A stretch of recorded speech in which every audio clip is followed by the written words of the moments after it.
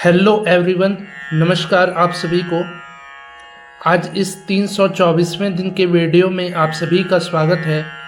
आइए कुछ महत्वपूर्ण प्रश्नों को देखते हैं जो आने वाली संगीत की प्रतियोगी परीक्षाओं में ये प्रश्न अवश्य ही पूछे जाएंगे, इसलिए आप इस वीडियो को बिना स्किप किए पूरा ज़रूर देखिए, ठीक है। तो आज का पहला प्रश्न है, देबू चौधरी जी का घराना है।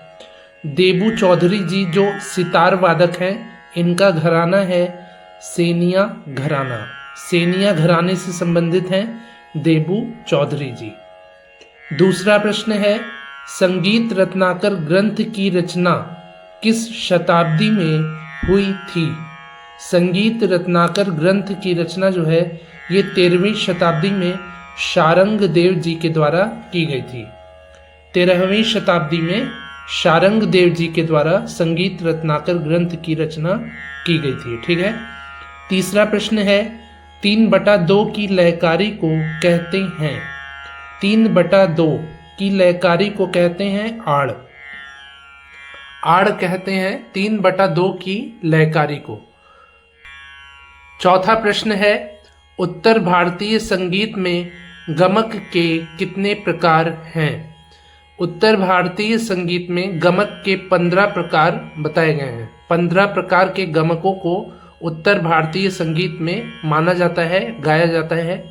इसके बाद पांचवा प्रश्न है, दक्षिण भारतीय संगीत में गमक के कितने प्रकार हैं। दक्षिण भारतीय संगीत यानी कि कर्नाटक संगीत में गमक के प्रकार हैं 10 प्रकार। उत्तर भारतीय संगीत में 15 प्रकार और दक्षिण भारतीय संगीत में गमक के 10 प्रकार माने गए हैं, ठीक है। इसके बाद छठवां प्रश्न है, संयुक्ता पाड़ी ग्रह किस विधा से संबंधित हैं। संयुक्ता पाड़ी ग्रह संबंधित है ओडिसी से। ओडिसी से संयुक्ता पाड़ी ग्रह जी का संबंध है। सातवां प्रश्न है, अच्छन महाराज का वास्तविक नाम है।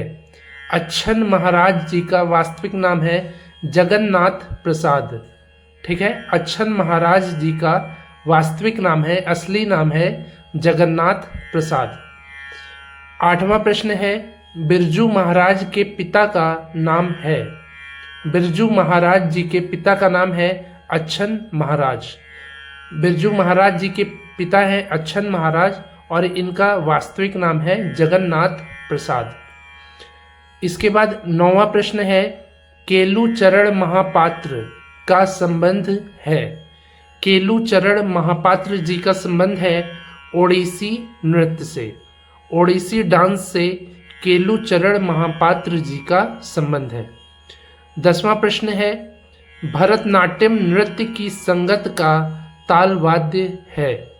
भरतनाट्यम नृत्य की संगत का ताल वाद्य है मृदंगम, ठीक है। मृदंगम जो तालवाद्य है ये भरतनाट्यम नृत्य के साथ संगत में बजाया जाता है। 11वां प्रश्न है, गोपी कृष्ण की कथक नृत्य शैली का नाम क्या है। गोपी कृष्ण जी की कथक नृत्य शैली है, ये है बनारस घराने की कथक नृत्य शैली, ठीक है। इसके बाद 12वां प्रश्न है, तबले के मुख्य कितने घराने हैं। तबले के मुख्य घराने हैं 6 घराने, जिसमें है दिल्ली घराना, लखनऊ घराना, पंजाब घराना, अजराड़ा घराना, फर्रुखाबाद घराना और बनारस घराना। पंजाब जो घराना है ये मुख्यतः पखावज के लिए प्रसिद्ध है, पर तबले के लिए भी पंजाब घराने को माना जाता है।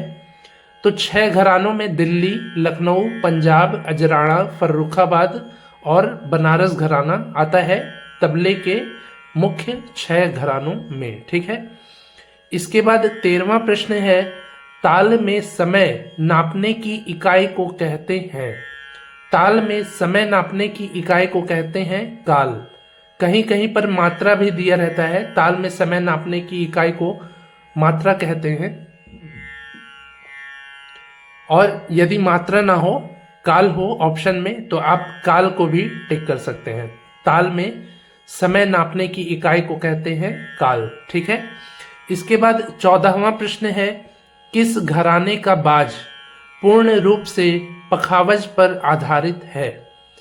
तो पंजाब घराने का, जैसे कि मैंने बताया है कि पंजाब घराने में जो बाज है, पंजाब घराने का जो बाज है ये पखावज पर पूर्ण रूप से आधारित है, पर इसको तबले का भी घराना बाज माना जाता है। ठीक है, पंजाब घराने को।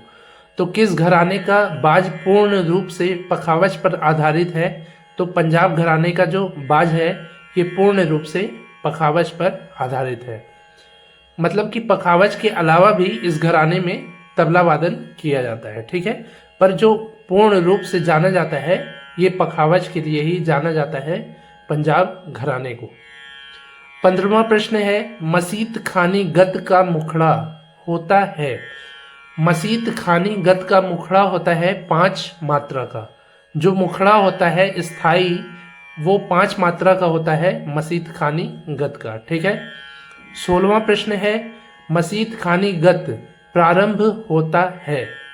मसीत खानी गत प्रारंभ होता है 12वीं मात्रा से। 12वीं मात्रा से मसीत खानी गत प्रारंभ होता है और इसका मुखड़ा केवल 5 मात्रा का होता है।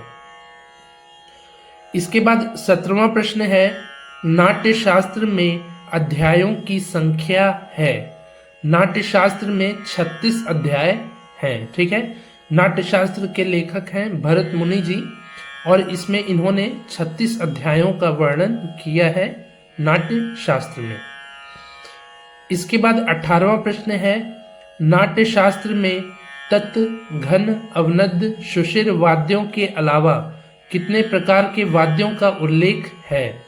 तो नाट्य शास्त्र में तत्, घन, अवनद और शुशिर वाद्यों के अलावा उल्लेख है 2 प्रकार के वाद्यों का, अंग वाद्य और प्रत्यंग वाद्य।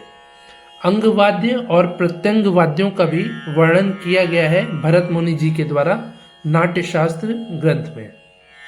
19वां प्रश्न है, मतंग मुनि ने शुद्धा गीति को पुकारा है? मतंग मुनि जी ने शुद्धा गीति को पुकारा है चौकशा नाम से। चौकशा नाम से पुकारा है मतंग मुनि जी ने शुद्धा गीति को। ठीक है। 20वां प्रश्न है, मतंग मुनि ने बेसरा गीति को पुकारा है? मतंग मुनि जी ने बेसरा गीति को पुकारा है राग गीति के नाम से। बेसरा गीति को राग गीति के नाम से और शुद्धा गीति को चौकशा के नाम से मतंग मुनि जी ने पुकारा है। ठीक है, तो ये हो गए आज के 20 महत्वपूर्ण प्रश्न। उम्मीद है आपको ये सभी प्रश्न अच्छे से समझ में आ रहे होंगे। यदि नहीं समझ में आ रहे हों तो आप कमेंट में पूछ सकते हैं, और यदि आप इस वीडियो को 2-3 बार ध्यान से देखेंगे तो आपको ये प्रश्न अच्छे से समझ में आ जाएंगे और आपको ये प्रश्न अच्छे से याद भी हो जाएंगे, जिससे कि आपको आने वाली प्रतियोगी परीक्षाओं में ज़्यादा कठिनाई नहीं होगी। ठीक है, आज ये 324वें दिन का वीडियो है। इसके पहले मैंने 323 वीडियोस को बनाया है, जिसके प्लेलिस्ट का लिंक नीचे डिस्क्रिप्शन में है। यदि आपने अभी तक उन महत्वपूर्ण वीडियोस को नहीं देखा है तो अवश्य ही देख लीजिए, जिससे कि आपकी आने वाली प्रतियोगी परीक्षाओं की अच्छे से तैयारी हो जाए। तो मिलते हैं ऐसे ही अगले नए वीडियो में, तब तक के लिए नमस्कार, धन्यवाद।